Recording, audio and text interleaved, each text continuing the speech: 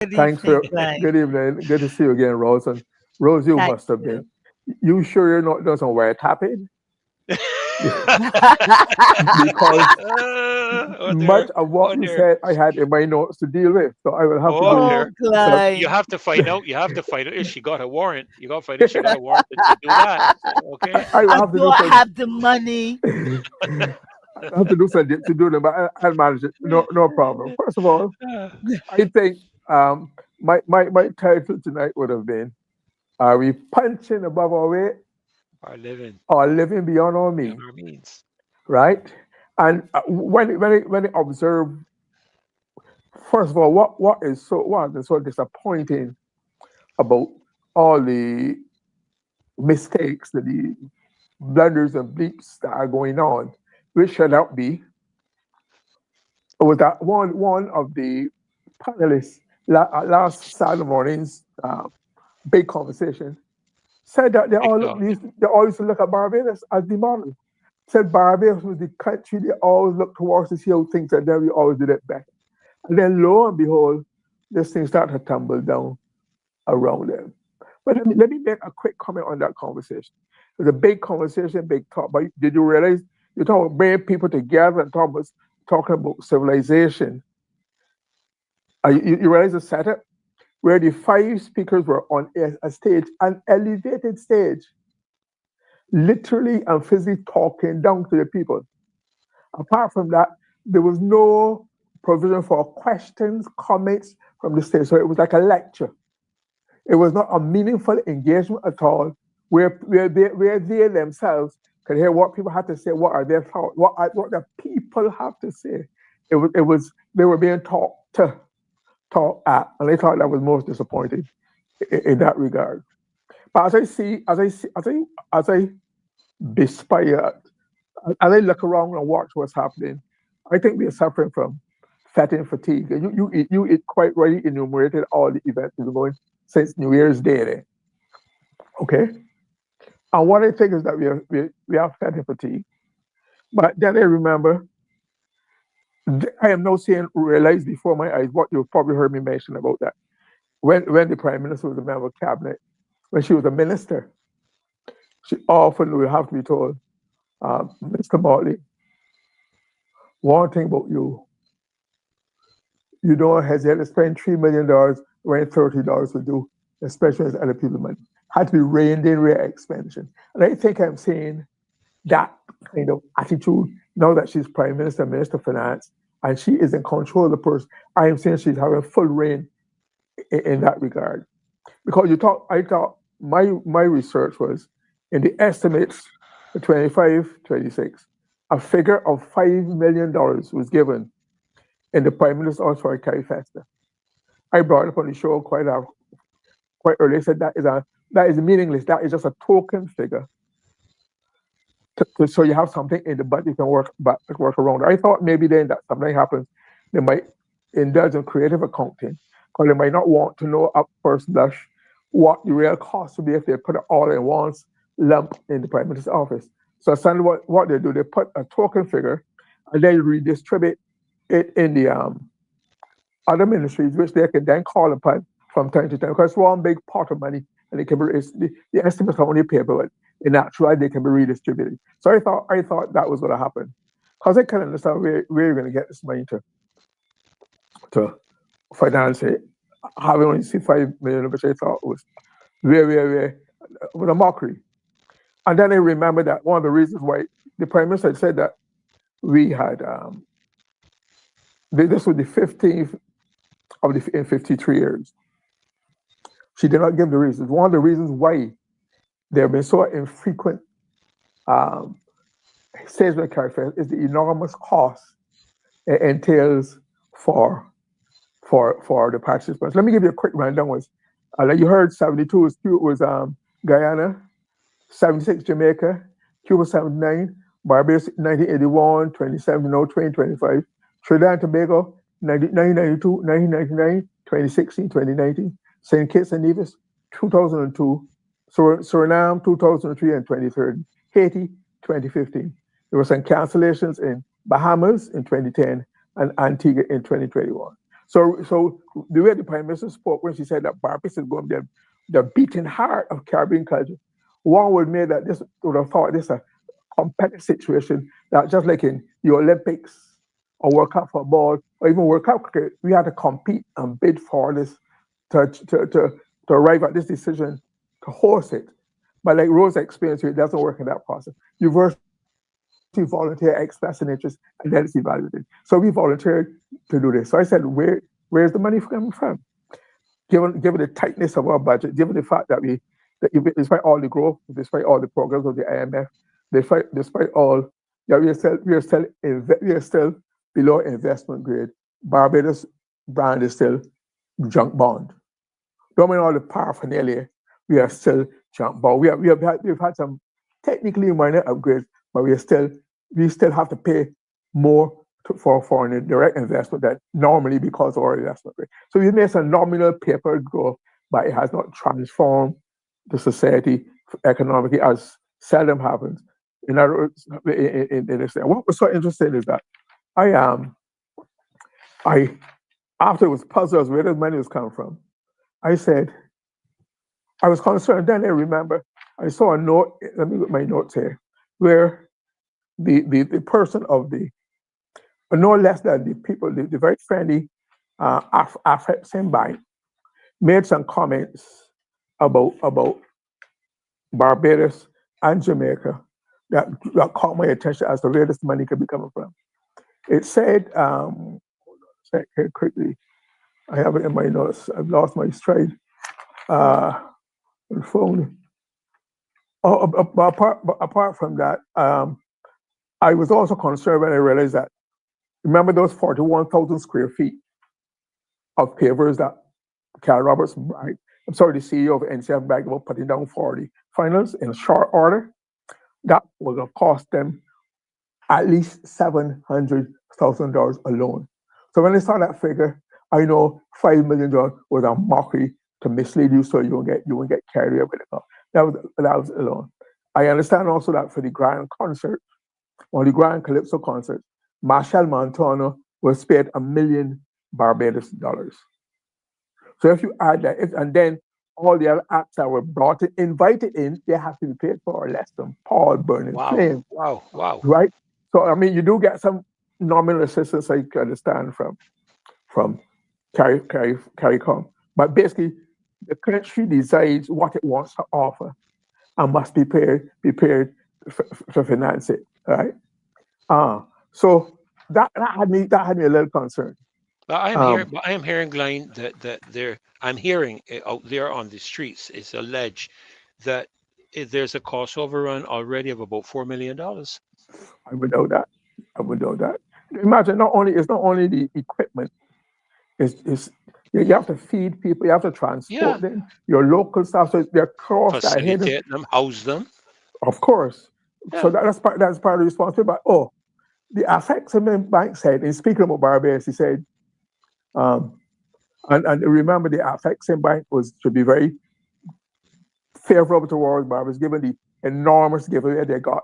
I mean, they started off Yes. making a profit in Barbados by saving more than $200,000 for it, total $200 million Two for hundred land. million dollars. Yes. 200, right. So he said, the bank pointed out, and this son of August 16, researchers examined the debt service to revenue ratio, interest payments as a share of government revenue, and the external debt to GDP ratio.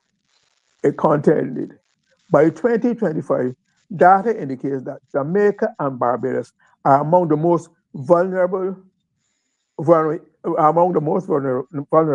each allocating over half of their government revenue to debt service. So that is the condition in which we are in. And then said, I said that is serious business to hear that they say that. But then uh, I read where in Barbados today, uh, it was noticed that the National Performing Arts Center, alongside or along with the Stout Amphitheater, formed out part of a 75 million US loan in a Wow. project aimed at. I mean, this might have been announced, but they missed it. $75 million US project aimed at, let me listen to the language very carefully, aimed at expanding our creative architecture. Aimed at expanding our creative architecture. So that tells you, includes the Barbados Heritage District, anchored by the Newton Boiler Ground, Memorial, the Dome Shape, Digital Innovation and Health Club, as pillars of the creative village. So it looks as though this 150 million Barbados dollars alone, alone could very well Wow. be financing all that we are seeing here. Because I was very intrigued by the language. It says aimed at expanding our creative architecture, right? So you still have the big cane ground, but I refuse to call it a botanical garden because all the botanical garden that I've heard of, I've visited a couple, I've read about, they have aspects that are into botanical matters, right? Species, etc. But I call it a big cane ground because that's very right about it. First of all, it is the only one I know that has been open to use and don't have running water of toilets. How Wow. can you be a how can you be how can you be a national botanical gardens and cannot all and doing the equivalent of the old pit toilets, chemical toilets, and Wow. are a Wow. modern version of the pit toilet. So how can you be satisfied? Those are the basic infrastructure that should have been put in. But obviously you don't have that money up front to put in. So you work a thing, you try a thing, and then money comes along. Maybe they'll have no money out of this, they'll have to do it. But and I'm curious as to how it will be done because that used to be all part of the water zone. That's all part of agricultural land, right? Codgerton Station. I Yep. back a lot of Yep. cane from there, right? So how can you then? I want how they're going to manage to put in toilet facilities, storage in that ground. Are they going to do the same thing as happened over for the New Geriatric Hospital, where for generations they had been zone one, and then for whatever reason, the Minister of Planning and Development decided that changes will be made in that. So I'm saying that we are. I think we are. There used to be a saying in Barbados by there when it says a big, a big, a big, a big, a big mo well the man who has to but encouraged to buy a big foot, a big mount horse don't have your feet it. So I don't know. So and now you don't bite off more than you can chew. Or you also said you cut your suit, you cut your coat to suit your cloth. You stay within your means. Hmm. Hmm. I want to see how this is going to parallel down the road. How with the delays and the mishaps, etc. All those are incurring further costs. So one of the other disappointing things about this undertaking. Let me say I myself am a very supporter of CariFest. I went to the CariFest in '79. I was then at the Board of Tourism as public relation manager, and Prime Minister Adams asked me to go to Cuba as part of the Barbados delegation because he wanted me to promote the Barbadian image in Cuba in '79 for CariFest in Barbados in 1981. That was 2 years of planning, 2 years ahead, 2 years. Okay, so I was there, and it was a tremendous undertaking. Barbados, our artists did us proud. Everybody, Barbados was easily one of the most popular countries down there. If you had time, I could tell you how I had to do that. But the point is that money is involved. It takes money to put on a good show. Hmm. And I Hmm. am saying then that we have to be very careful that we don't bite off more than we can chew, that we don't um, cut off our nose to spite our face, just for the sake of prestige, prestige, and you're offering the world what you might not be able to afford in the long run. And I'm disappointed that alone, that in order that we would have to indulge in the same way we had a loan to host World Cup cricket. Remember the 50 million US? Yep. Remember? 50 million. Now we had to get a loan to host World Cup cricket. We'll tell you something. We know it seems you had to get a loan of 75 million US to host Carrie Festa and all the other things being surrounded. We use this opportunity to build our creative architecture. Hence there's a multiplicity of projects that are going on all at the same time. Some unfinished still, but all part of our Carrie Festa. So Does it mean, Glenn, then that we're possibly going to see the refurbishment of the old Empire Theatre? You remember how long ago that's been promised to become a theatre for arts? I remember, and what is so ironic is that very near to it is going to be a massive that the Hyatt building is Hmm. going up very soon. It's eventually might be going to also. And the man who's behind the Hyatt, Mark Maloney, was also the man to refurbish the Empire Theatre. The last thing I read and heard was that it was going to be refurbished, and then I thought it was a very interesting. It stuck in my. It's going to have a boutique brewery. A boutique brewery will be housed in the Empire Theatre. I remember that like yesterday, which did not make sense to me. But since then, since Hyatt, we have not heard any more about the refurbishment of the Of the Empire Empire Theatre. Theatre. So you would have a brand new spanking Hyatt and and then looking down, it would be the ruins and the degradation of a much prolonged neglect of the Empire Theatre, where promises were made and have not been kept. Being kept.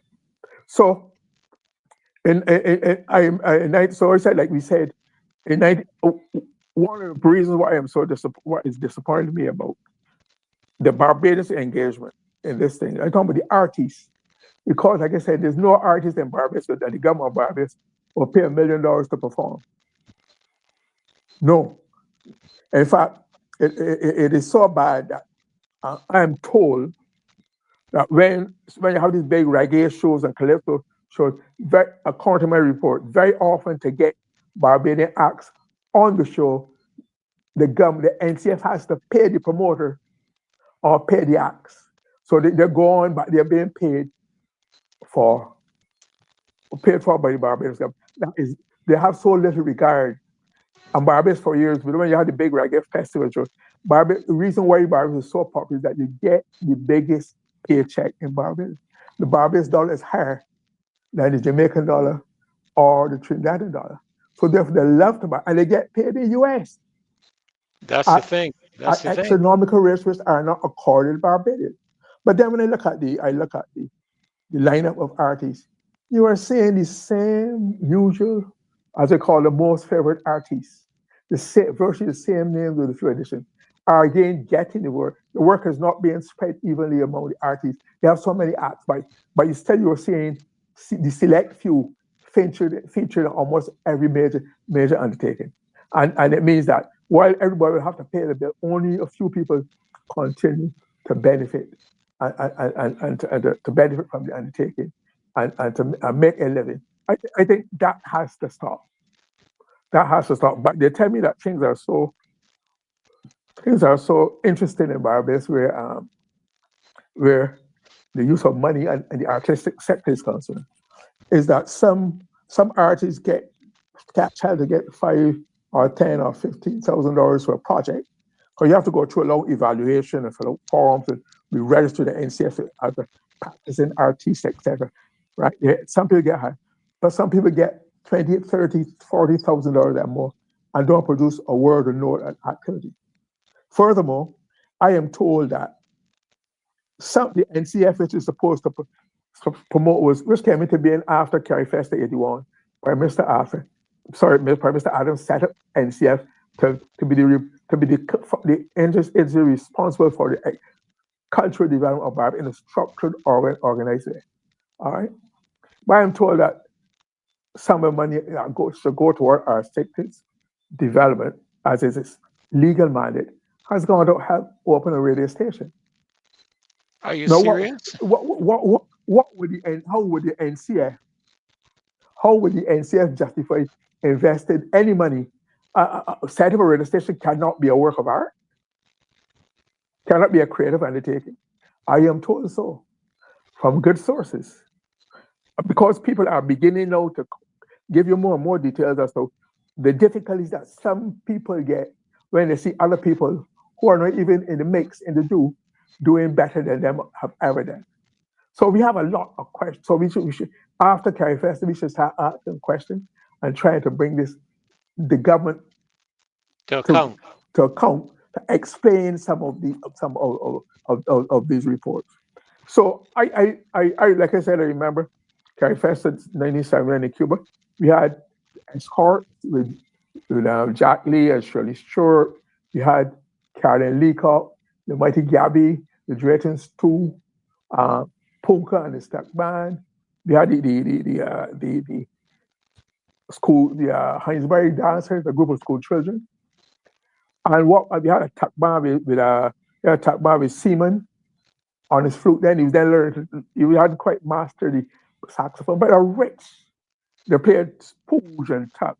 I remember it well because when I became because I had been associated with the entertainment fraternity for a long time. I became the virtual manager then, liaison officer, deal with difficulties, etc. Uh, much sometimes the disappointment of the Cubans who stopped speaking to me for a week or so at one because we had some differences. But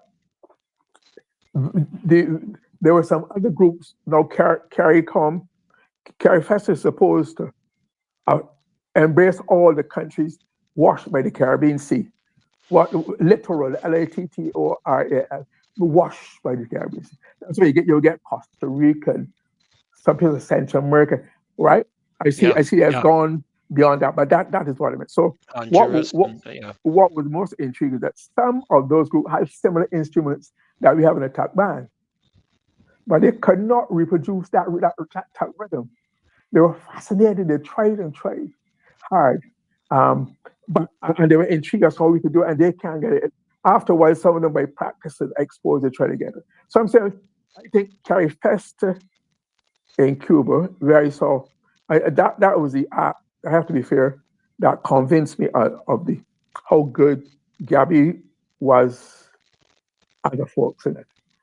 As part of the opening ceremony, he went with just a box guitar, and this stadium had probably 20 or 30,000 people, and the man transfixed with he sang Bajan Fisherman, I think Emerton, but he was masterful.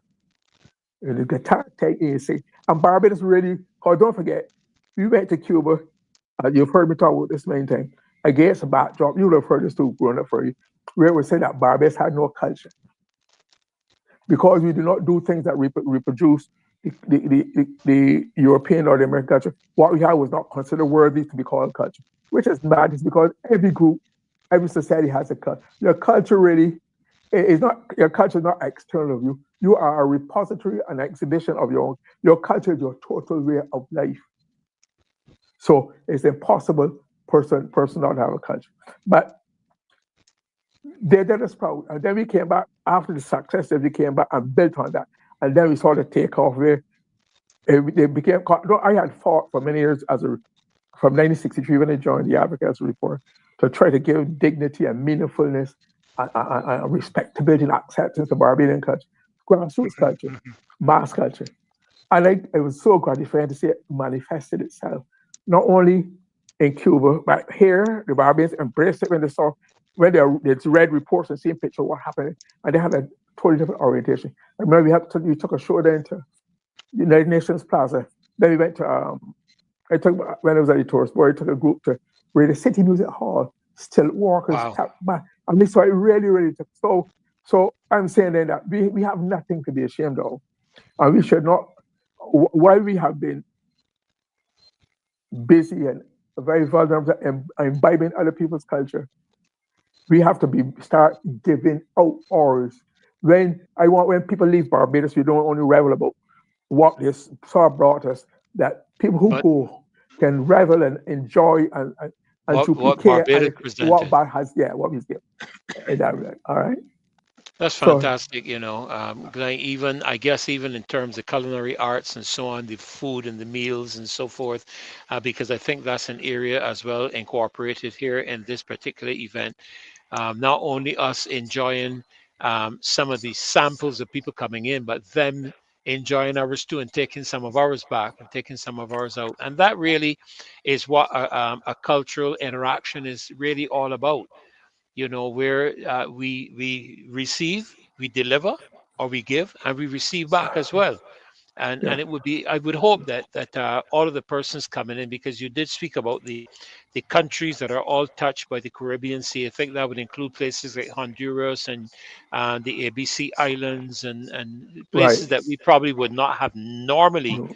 considered to be CARICOM. But Yeah. I did notice that when Rose did her presentation, she spoke about the fact that the nations that were selected had to be CARICOM nations. So I don't want to necessarily raise this question now because we only have a couple of minutes in this segment here left.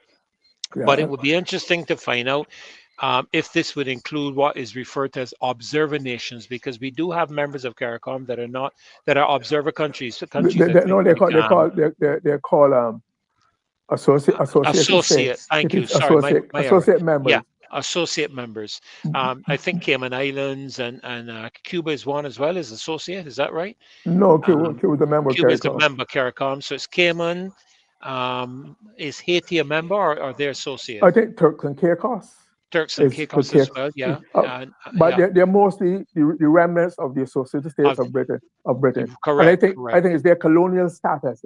I correct. mean, I heard somebody spoke on that at that same big conversation, said that Yes, but it is a legal, constitutional, political matter that would have to yes, determine between those countries and the thing. yeah, I don't and think it is not fair to give the impression that CARICOM members have been discriminated against these Alps at all. It's a question of their constitutional status right and their with relationship with with the yeah with the right. colonial masters, because that Yeah, includes some of the French-speaking islands as well. right. One So last comment before I go. I go. Two things. I have some comments which I'll make. I see Victor Lewis is in the. It will be on later on. I have some comments to talk about Scotland district to give some yes, further yes, background. Okay, but I just want to say that what also has concerned me when I see the money being spent in various ways on Carifex. When I see the sums being paid to people, they say, "But how can you find this money to pay that? I can't pay the policemen who work at overtime around the clock for the crop over money, the nurses for the flex. You can't pay the sanitation service worker. Misplaced priority. There yeah, yeah, has to be yeah, a yeah. way. Those Has to are, be a way of getting it done. of course, and we have to give priority to them and not just prestige vanity projects. Yeah,